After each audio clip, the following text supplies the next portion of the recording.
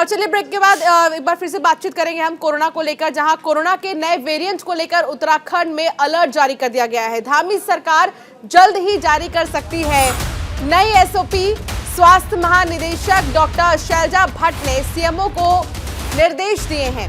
अनिवार्य होगी कोरोना संक्रमित सैंपलों की जीनोम सीक्वेंसिंग। कोरोना संक्रमितों के 10% सैंपलों की जीनोम सीक्वेंसिंग भी होगी। ये भी दिशा निर्देश जारी किया गया है। उत्तराखंड में सरकार लगातार सतर्क है कोविड को लेकर, और पुष्कर सिंह धामी की तरफ से ये निर्देश जारी कर दिया गया है कि कोरोना संक्रमितों के 10% सैंपल की जीनोम सीक्वेंसिंग होगी। कोरोना के जो नए वेरिएंट है उसको लेकर उत्तराखंड में अलर्ट जारी कर दिया गया है। धामी सरकार जल्द ही नई एसओपी जारी कर सकती है। नए गाइडलाइंस के साथ उत्तराखंड के काम चलेंगे और उत्तराखंड में नए गाइडलाइंस की जारी होते ही और भी ज्यादा लोगों को एक्टिव होना पड़ जाएगा। अब कोरोना के नए वेरिएंट ने दस्तक दे दी है देश में, जिसके बाद तमाम जो राज्य सरकारें हैं वो अलग अलग रणनीति बना रही हैं अपने राज्य के लिए, जिसके मद्देनजर एक तरफ जहां यूपी के मुख्यमंत्री योगी आदित्यनाथ एक मीटिंग में शामिल हैं, तो दूसरी तरफ कर्नाटक के सीएम ने भी एक मीटिंग ली। इतना ही नहीं, अभी हाल ही में ये भी जानकारी मिली है कि बहुत जल्द तमाम जो और भी बचे कुचे राज्य हैं उनके भी मुख्यमंत्री इमरजेंसी मीटिंग बुलाकर बातचीत कर सकते हैं कोविड को लेकर। हितेश सहयोगी साथ जुड़ गए हैं। हितेश, कोरोना को लेकर नई एसओपी सरकार जारी कर सकती है, क्या होने वाला है खास? उत्तराखंड ही नहीं, देश भर के तमाम राज्यों में जो कोरोना को लेकर अलर्ट जारी हो गया, तो वहीं उत्तराखंड सरकार को भी केंद्र सरकार ने निर्देश जारी कर दिए हैं, जिसको लेकर जो स्वास्थ्य विभाग की महानिदेशक है शैलजा भट्ट, उन्होंने उत्तराखंड के सभी सीएमओ हैं, जितने भी जिलाधिकारी हैं, जितने भी वहां के डॉक्टर से जिला अस्पतालों के, वहां पर सभी को निर्देशित कर दिया गया है। क्योंकि जिस तरीके से कोरोना ने दस्तक दी है, तो कहीं ना कहीं उत्तराखंड के अंदर हाई अलर्ट कोरोना को लेकर हो गया है। और मुख्यमंत्री पुष्कर सिंह धामी ने भी अधिकारियों को निर्देशित कर दिया गया है। शैलजा भट्ट को साफ तौर पर कहा है कि किसी भी प्रकार की कोताही ना बढ़ती जाए, तो उसी को देखते हुए 10% जिनों के जो सैंपल है उनकी तैयारी में भी स्वास्थ्य विभाग जुट गया है। हालांकि अगर हम देहरादून की बात करें तो देहरादून में बहुत कम कोरोना के मरीज अभी देखने को मिल रहे हैं, लेकिन जिस तरीके से सतर्कता बढ़ती जा रही है, तो उसी के लिहाज से स्वास्थ्य विभाग अब और तेजी से काम इसमें कर रहा है। जी ठीक है, बने रहिए हितेश, आगे भी आपसे जानकारी लेंगे। तो दिल्ली दौरे पर मुख्यमंत्री पुष्कर सिंह धामी कई केंद्रीय मंत्रियों के साथ चर्चा कर सकते हैं। मीटिंग के बाद फिर देहरादून लौटेंगे सीएम धामी, तो कई केंद्रीय मंत्रियों के साथ मुलाकात कर सकते हैं पुष्कर सिंह धामी। और अभी दिल्ली दौरे पर है मुख्यमंत्री पुष्कर सिंह धामी। कई केंद्रीय मंत्री ऐसे हैं जिनसे मुलाकात कर सकते हैं। इतना ही नहीं, कोविड को लेकर भी आज चर्चा होगी मुख्यमंत्री पुष्कर सिंह धामी की अन्य केंद्रीय मंत्रियों के साथ। तो अभी दिल्ली दौरे पर हैं पुष्कर सिंह धामी, कई केंद्रीय मंत्रियों से मुलाकात कर सकते हैं पुष्कर सिंह धामी, और इस मुलाकात के बाद वो वापस से उत्तराखंड के लिए रवाना हो जाएंगे।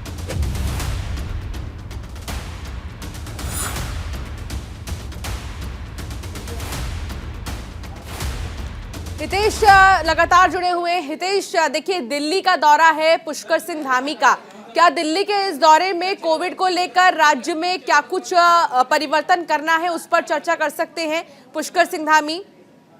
जी बिल्कुल, देखिए मुख्यमंत्री पुष्कर सिंह धामी का जो दिल्ली दौरा है बहुत अहम माना जा रहा है।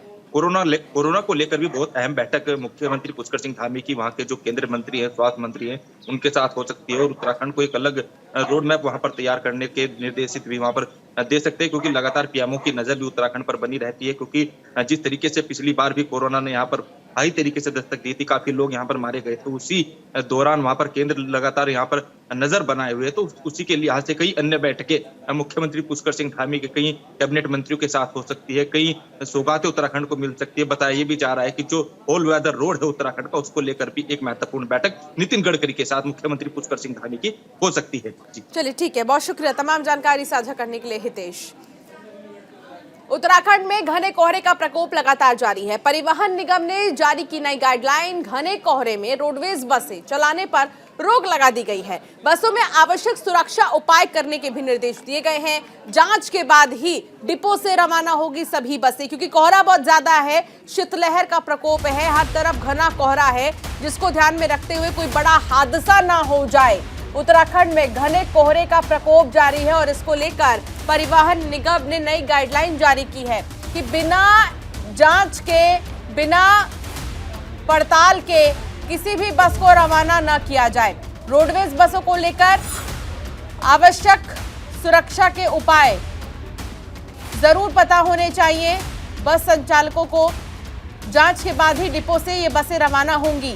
तो घने कोहरे की वजह से अक्सर ये देखा जाता है पहाड़ी इलाकों में हादसे होते हैं, और ऐसे में ये हादसा ना हो, किसी भी तरह की कोई अप्रिय घटना ना घटे, इसको ध्यान में रखते हुए परिवहन निगम की तरफ से, परिवहन विभाग की तरफ से ये फैसला लिया गया है और बसों में आवश्यक सुरक्षा उपाय करने के निर्देश दिए गए हैं। सुरक्षा के सारे उपाय भी मौजूद रहे। हितेश सहयोगी साथ जुड़ गए हैं।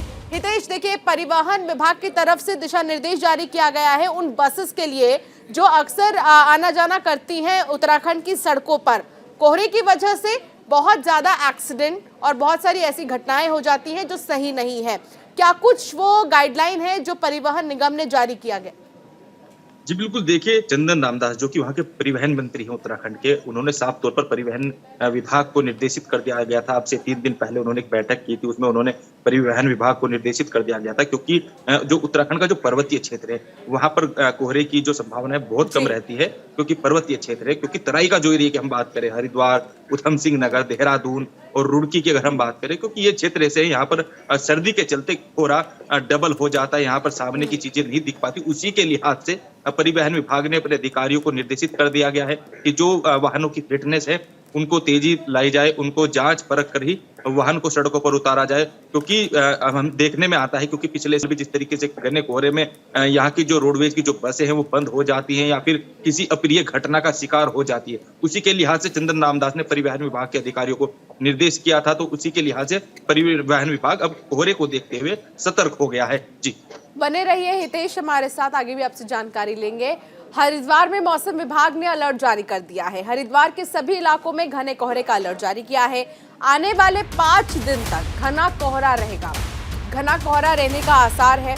अगले 24 घंटे में भी घना कोहरा छाया रहेगा। तो हर तरफ कोहरा ही कोहरा है, घना कोहरा है और 5 दिन तक कोहरे को लेकर अलर्ट जारी कर दिया गया है। आसार है कि इसी तरह कोहरा छाया रहेगा, इसीलिए बहुत सावधान रहने की बात की जा रही है। हरिद्वार में खासतौर पर मौसम विभाग ने अलर्ट जारी कर दिया है। तो हरिद्वार में मौसम विभाग की तरफ से 5 दिन के लिए अलर्ट जारी किया गया है।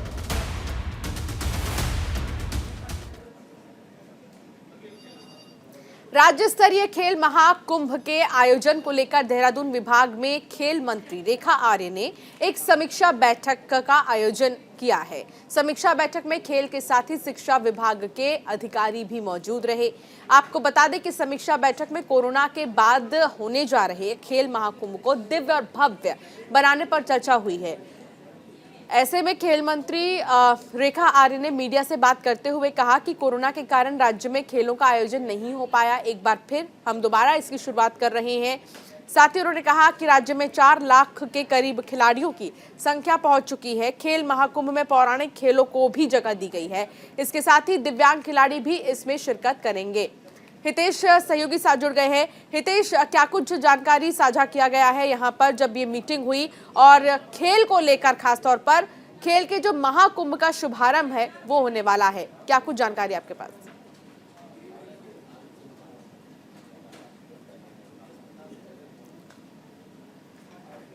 हितेश, क्या आप तक आवाज पहुंच रही है?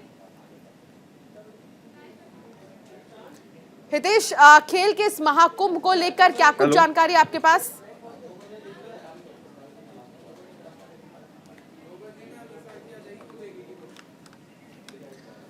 हितेश, क्या आप तक आवाज पहुंच रही है?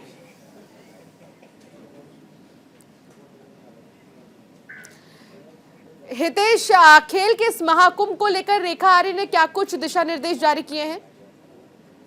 जी बिल्कुल, देखिए, उत्तराखंड में खेल महाकुंभ कोरोना के बाद अब शुरू होने वाला है और जो रेखा आर्य कैबिनेट मंत्री है वो युवा कल्याण खेल मंत्री है। उन्होंने साफ तौर पर अधिकारियों को निर्देश कर दिया है, क्योंकि राज्य की कई जगह ऐसी हैं जहां पर खेल महाकुंभ होने वाला है और राजधानी देहरादून में भी इसको बड़े लेवल पर देखा जा सकता है, क्योंकि कई सालों के बाद एक बार तो कुछ तकनीकी कारणों की वजह से हितेश से संपर्क नहीं हो पा रहा है। हितेश, बहुत शुक्रिया तमाम जानकारी साझा करने के लिए। तो बता दें कि खेल को लेकर जितने भी खिलाड़ी हैं उनको प्रोत्साहित करने के लिए इस खेल महाकुंभ का आयोजन किया जाएगा। तो उत्तराखंड प्रदेश में स्वास्थ्य सुविधाओं की बेहतरी के लिए 1800 वेलनेस सेंटर बनाए जा रहे हैं, जिसमें करीब 750 CHO की नियुक्ति की जाएगी। हरिद्वार पहुंचे स्वास्थ्य मंत्री धन सिंह रावत ने स्वास्थ्य विभाग की समीक्षा बैठक की और अधिकारियों को दिशा निर्देश दिए हैं। स्वास्थ्य मंत्री धन सिंह रावत का कहना है कि 23 दिसंबर को सभी CHO को नियुक्ति पत्र दिए जाएंगे। उन्हें 40,000 रुपए के वेतन पर रखा जाएगा।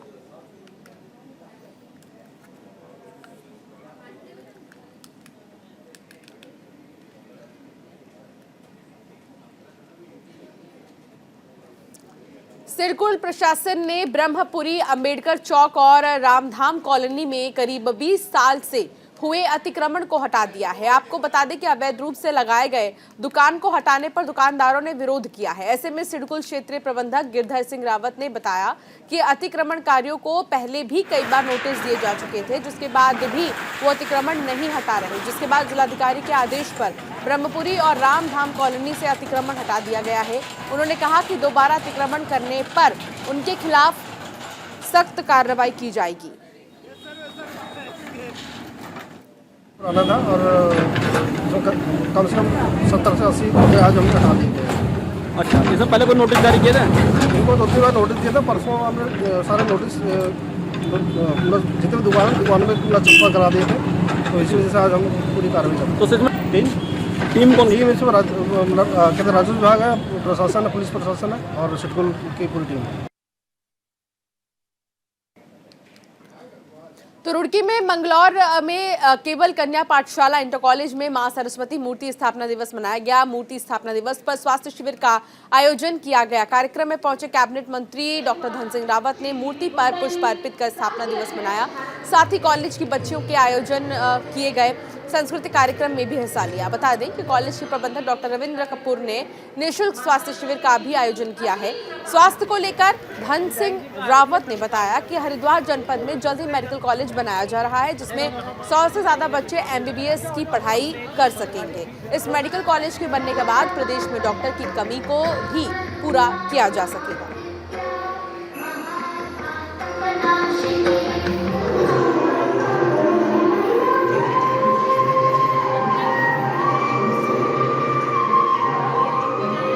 जब हेल्थ आईडी बन जाएगी तो कोई भी बच्चे का जो है उसका स्वास्थ्य कैरियर उस हेल्थ आईडी में रहेगा।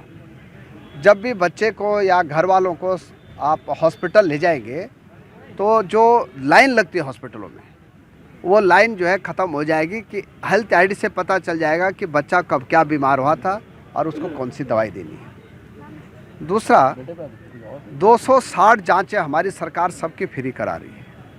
और आज मैं जो मेडिकल कॉलेज हरिद्वार बन रहा है उसकी रिव्यू बैठक कर रहा हूं और मैं ये कह सकता हूं कि 2 साल में हरिद्वार में MBBS की 100 सीटें जो है यहाँ भी पढ़ाई शुरू हो जाएगी।